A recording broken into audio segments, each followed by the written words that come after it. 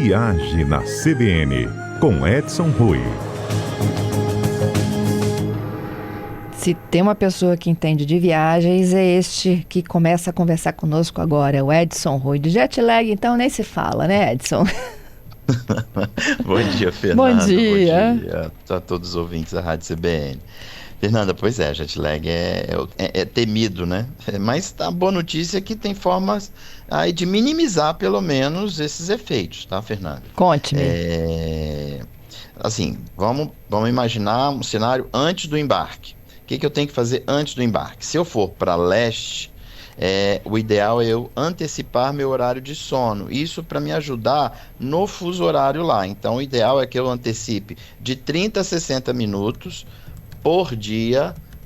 E isso vai aí durar uns 3, 4 dias, que normalmente o fuso horário é nessa média aí. Se for para oeste, eu devo atrasar, eu devo dormir mais tarde. E isso vai fazer o quê? Fazendo isso durante 3 dias, Fernando, meu relógio biológico começa a ficar mais próximo do fuso de onde eu estou indo. Então, isso vai me facilitar bastante na hora de chegar lá e encarar o fuso de 4, 5 horas de diferença. Tem uma outra regra também, que se for para leste, eu devo priorizar a luz da manhã, pegar sol na luz da manhã, ficar mais exposto à luz da manhã.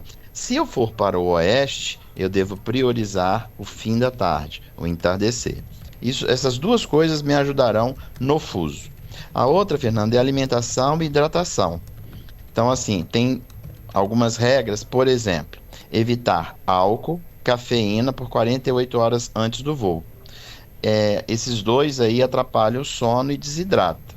Às vezes é um pouco difícil fazer, mas nós estamos colocando um cenário para quem quer se preparar e ter 100% de efeitos minimizados, não acabados, nós vamos ser minimizados. E manter-se hidratado o tempo inteiro, inclusive durante o voo.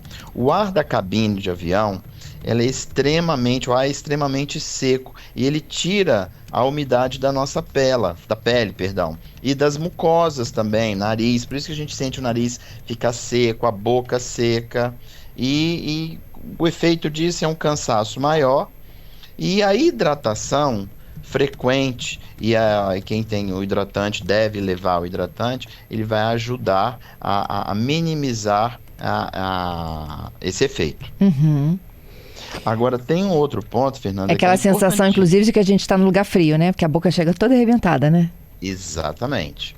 Então, assim, normalmente é a boca e a mucosa. O nariz fica... Às vezes, tem gente que sangra. Porque resseca mesmo. Você está respirando aquele ar ressecado. Então, o ideal é que você aí use creme hidratante e muita hidratação. Aí a recomendação é fazer antes e durante o voo, muito, muito mesmo.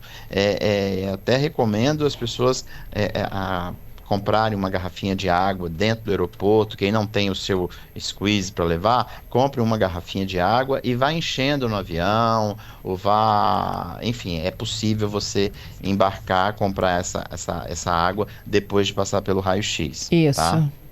Outro ponto importantíssimo, Fernanda, é a circulação. Talvez é o ponto mais importante, é o nevrálgico de viagens longas. Períodos grandes em que a gente está sentado vão dificultar o retorno venoso nas pernas. E aí, a partir daí, é que vão surgir inchaço, sensação de peso e pessoas que têm predisposição, um risco aumentado de trombose venosa. Para minimizar esse risco, então a gente recomenda aí, e os médicos, os peritos também, mover-se a cada 1 ou 2 horas. Como é que eu vou me mover? Levantando e caminhando no corredor. Não tem problema nenhum. Fazendo movimentos de flexão e extensão com os pés e panturrilhas. Isso você pode fazer no seu próprio assento. Isso aí. Usar meias de compressão de boa qualidade. Elas ajudam a melhorar a circulação em voos prolongados.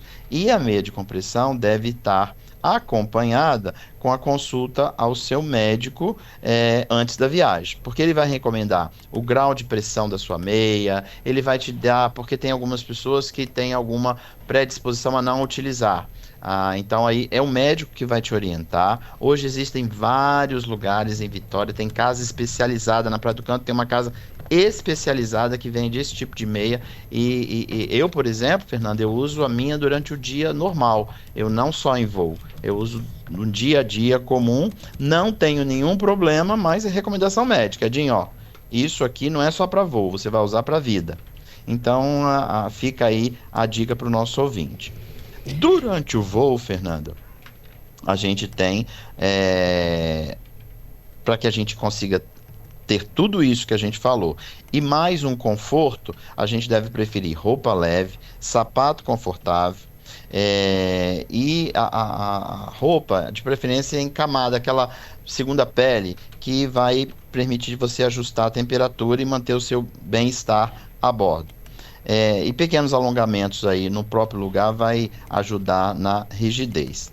Então, assim, para chegar melhor no destino, ajuste seu sono alguns dias antes, exponha-se à luz adequada também antes, hidratação constante, evitar álcool e cafeína, movimentação frequente, meias de compressão, lógico aí com orientação médica, e cuidado simples com a pele e articulação. Bom, essas atitudes combinadas vão transformar a sua experiência e permitir começar a sua viagem com mais energia, com mais saúde e mais disposição para encarar o aeroporto e o voo. Até porque, né, Edson, quando a gente chega num lugar, por exemplo, que é desconhecido, quando a gente vai para lugares conhecidos, a gente já meio que já se enturma, né? Mas o desconhecido é um jet lag para comida, para tudo, né? A gente vai se adaptar àquela nova estrutura, achar um lugar legal para comer, né?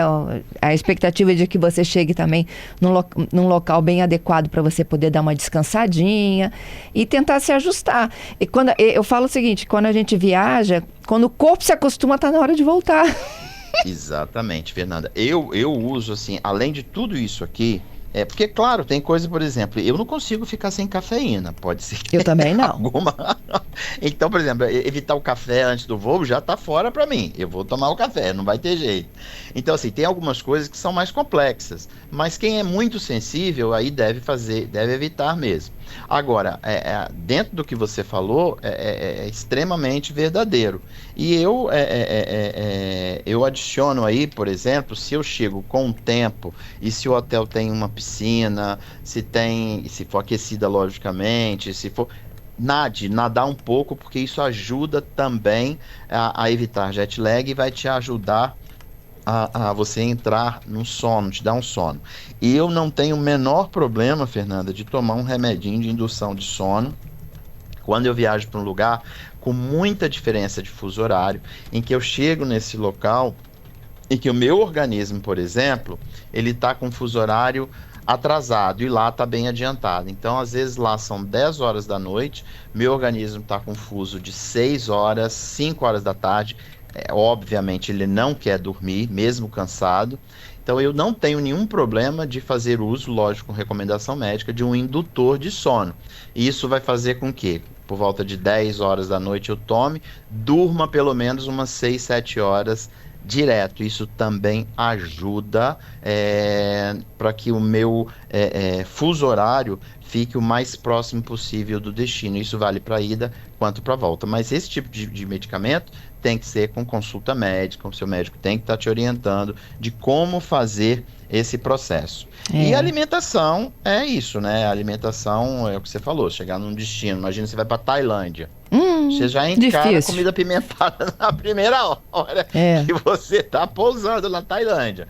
Então, assim, tem tudo isso. E, logicamente, se você se preparou durante um voo, você consegue chegar lá no destino bem melhor. Onde a gente sente muito isso, Fernanda, é quando a gente vai para Cusco e visitar Machu Picchu, por causa da altitude, que também tem alguns segredinhos. Então, a minha recomendação sempre é você não ir direto para Cusco. Você pode chegar em Cusco e seguir para Águas Calientes, que é mais baixo.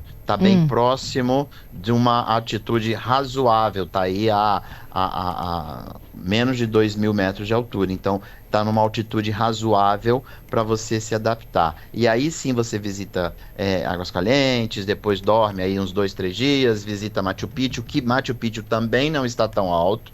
As pessoas confundem muito. E quando você retornar para visitar Cusco, aí sim o seu organismo já se aclimatou, você vai ter uma experiência muito melhor em Cusco. Agora eu vejo muita gente ir para Lima, fica 2 dias, bum, vai para Cusco. Aí é onde começa o problema de se aclimatar. E tudo isso que a gente falou aqui. Quando você vai direto, aí é alimentação, é uma série de coisas que vão te atrapalhar. Não tem chá de coca que dê jeito nisso. Patrícia, o que os nossos ouvintes estão falando aí? Então, o Alex está perguntando como é que ele faz para viajar com uma criança, né? Por exemplo, ele citou a Austrália, uma viagem para a Austrália com escala no Chile. Como é que eu levo meu filho e o jet lag? 30 segundinhos, Edson. Olha só, ele está indo para o oeste, então isso que a gente falou de priorizar a luz do fim da tarde é importante, tentar ajustar o seu horário.